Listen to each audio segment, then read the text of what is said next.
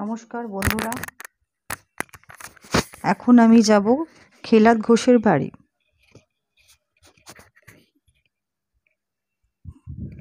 এই বাড়িটি খেলাদ ঘোষের বাড়ি। এই বাড়িতে ঠাকুর এসেছিলেন।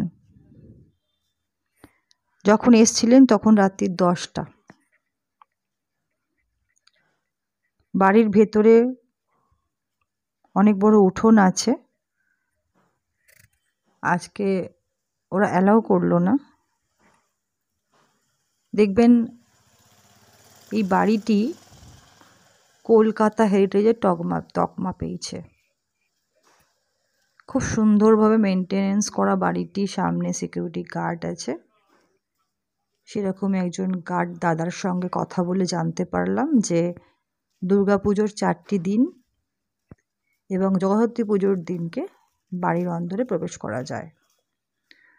আমি আগেও বলেছি, আমি যেহেতু প্রফেশনালভাবে এই কাজটা করি না, আমি ভালো লাগা থেকে, ভালোবাসা থেকে, একটা প্যাশান থেকে কাজটা করি, সেই হিসাবে পার্টিকুলার দিনে আমার গিয়ে ওঠা হয় না, বিকজ আমার অন্য প্রফেশন আছে। তো বাড়িটি ভীষণ সুন্দর করে মেনটেন করা এবং ঘোষ বাবুদেরই বংশ পরম্পরায় বাড়িটি রক্ষিত হচ্ছে।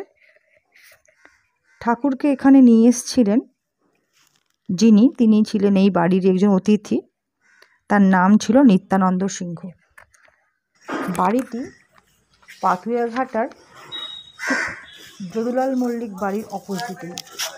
দেখুন বাড়িটি কলকাতা হেরিটেজের তকমা পেয়েছে। খুব সুন্দর করে মেনটেন করা।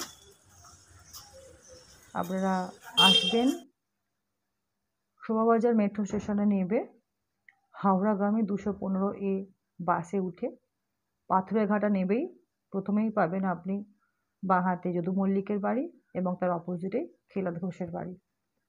আমার এই কাজ ভালো লাগলে প্লিজ সাবস্ক্রাইব করবেন এবং কেমন লাগলো কমেন্টস করে জানাবেন।